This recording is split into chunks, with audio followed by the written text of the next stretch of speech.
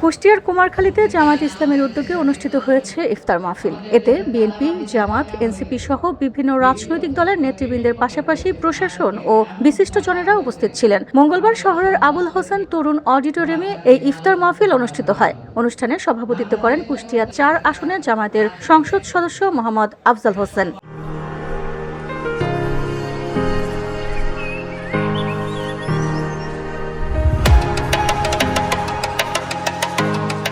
এ সময় তিনি সবাইকে ঐক্যবদ্ধ হওয়ার আহ্বান জানিয়ে বলেন, আগামীর বাংলাদেশ নতুনভাবে গড়তে পারস্পরিক সৌহার্দ্য ও বোঝাপড়া জরুরি। মতের ভিন্নতা থাকলেও দেশের স্বার্থে সবাইকে একসঙ্গে বসতে হবে এবং প্রতিহিংসা পরায়ণ রাজনীতির অবসান ঘটাতে হবে। একই সঙ্গে সমাজকে মাদকের ভয়াবহতা থেকে মুক্ত করতে সবাইকে ঐক্যবদ্ধ হয়ে নতুন বাংলাদেশ বিনির্মাণে কাজ করার আহ্বান জানান তিনি। এটা সম্ভব হয়েছে ওই সমাজে একদল নৈতিক, একদল আদর্শবান, একদল মাদক মুক্ত মানুষ, নৈতিক মানুষ তৈরি করতে পারার কারণে বাংলাদেশ জামাত ইসলামী এই বাংলাদেশে এরকম একদল নৈতিক মানুষের সমাজ গড়তে চায়।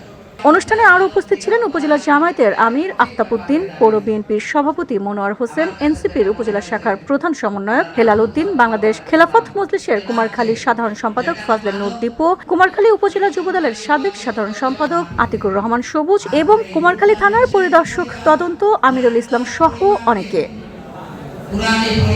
VOD Bangla news desk.